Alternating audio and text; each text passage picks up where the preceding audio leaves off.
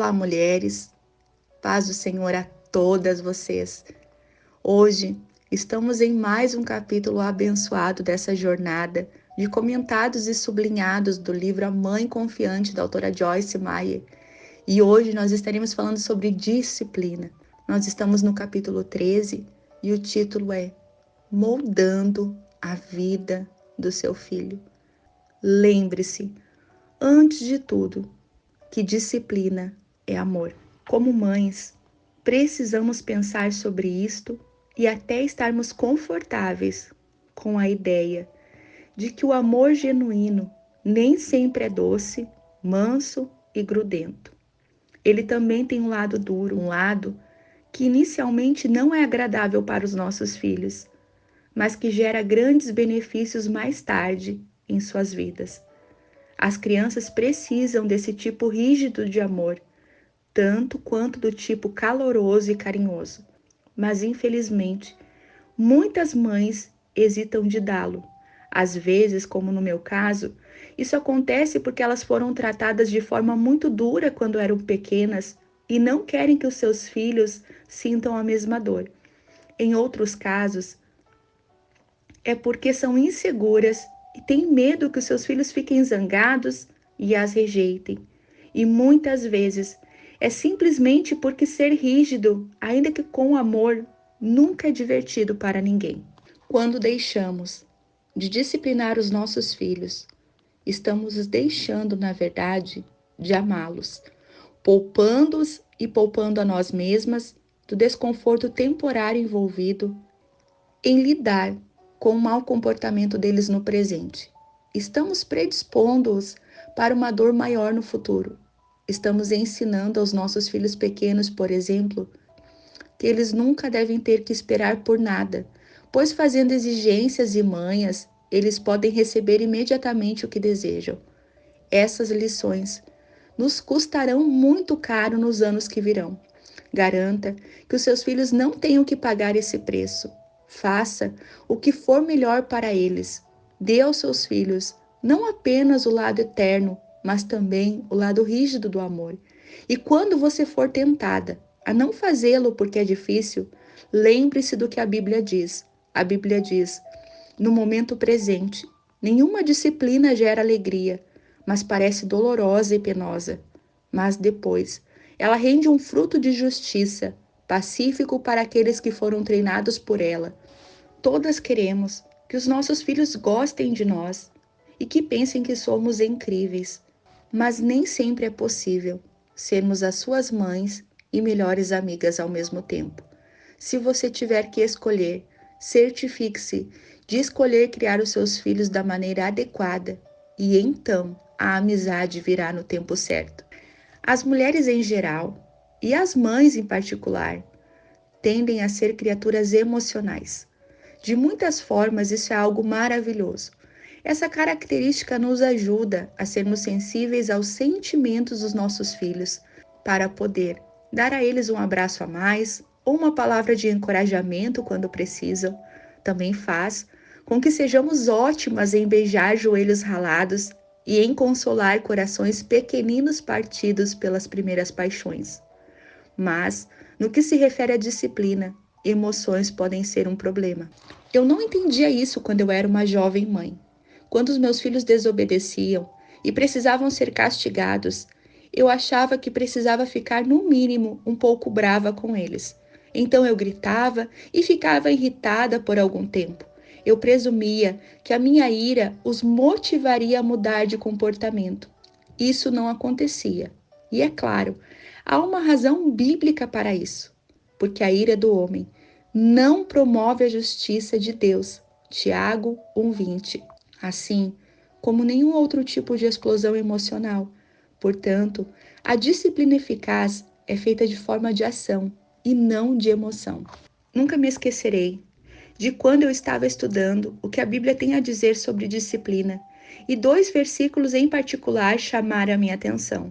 Um deles era Salmo 119, onde Davi disse: eu te louvarei, te darei graças com retidão de coração, quando eu aprender os teus retos juízos. O outro versículo foi Provérbios 19:18, que diz: discipline o seu filho enquanto há esperança.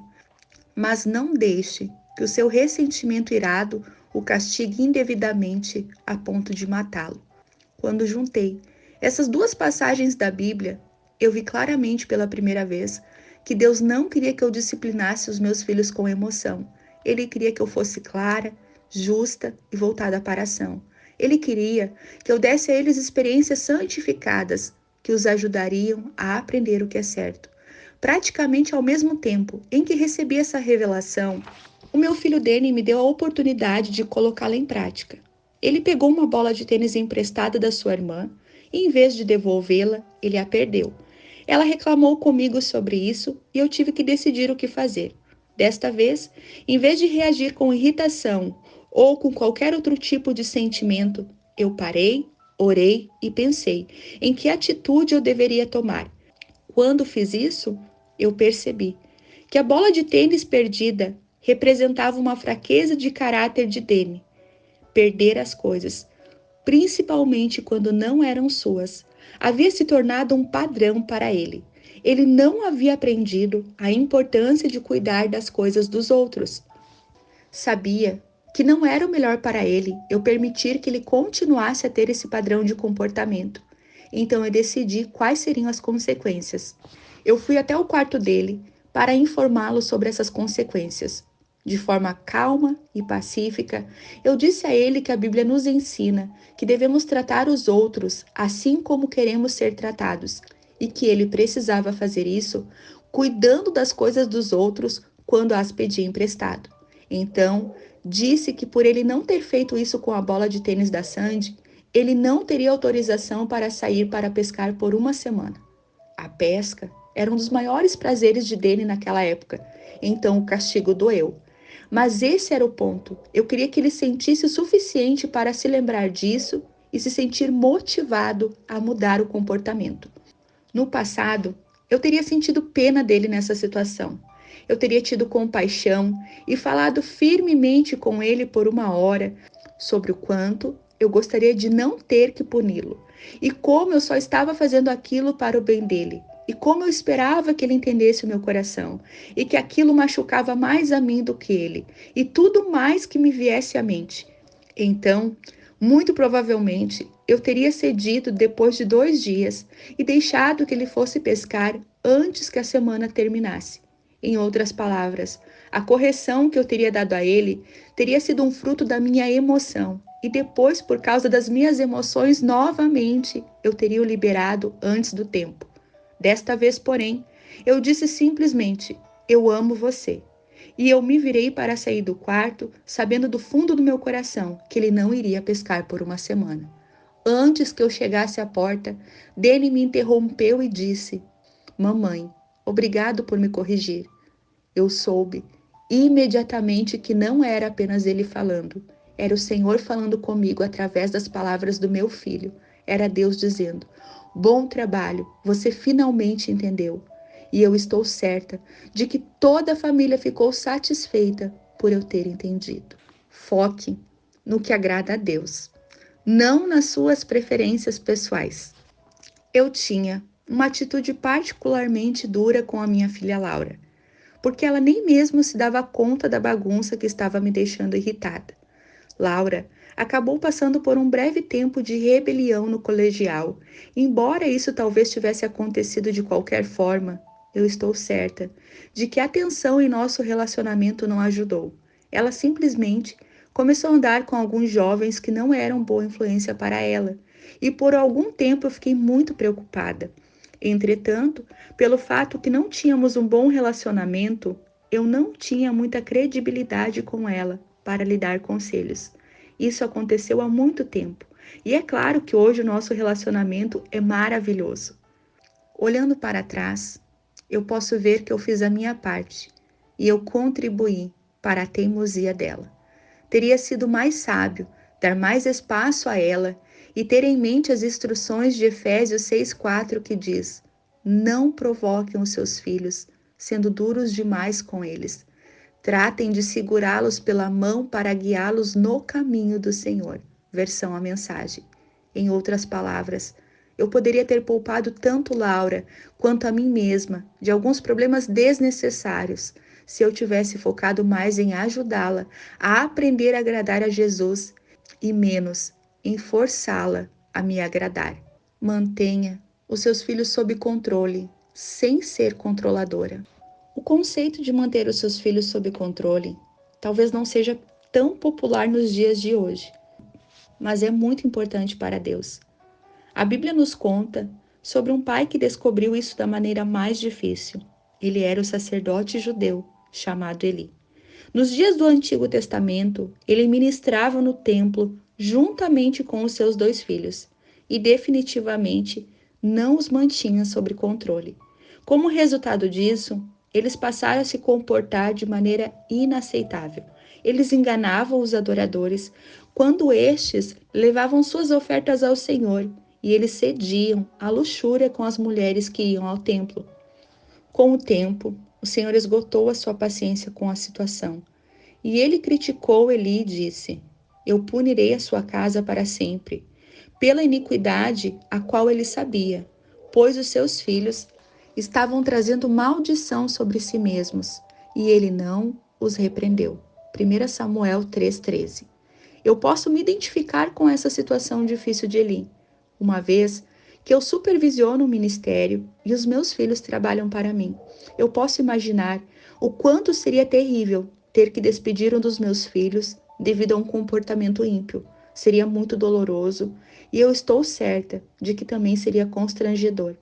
No entanto, era isso que Deus exigia de Eli, o que mostra o quanto ele leva a sério manter os nossos filhos sob controle. Felizmente, nenhuma de nós jamais terá que enfrentar o que ele enfrentou, mas podemos aprender com ele. Podemos garantir que façamos mais do que simplesmente falar com os nossos filhos sobre o que eles estão fazendo de errado. É importante entendermos, porém, que manter os nossos filhos sob controle não significa que devemos ser controladoras.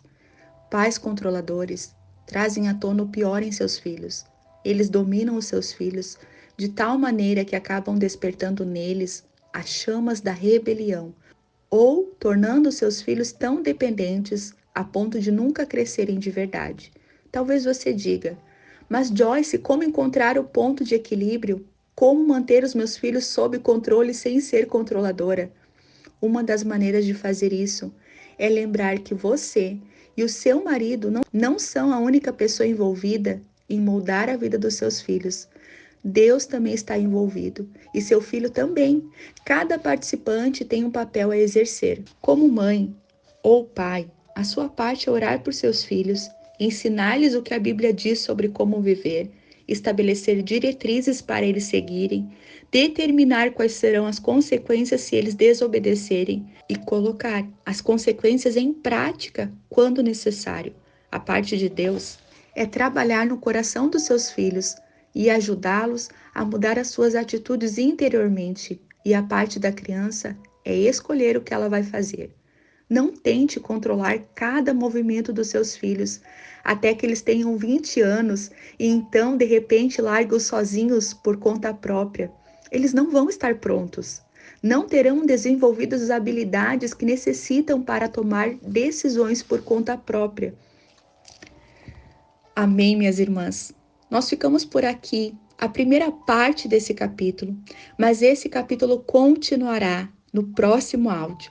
Continue com essa leitura abençoada e que Deus te abençoe.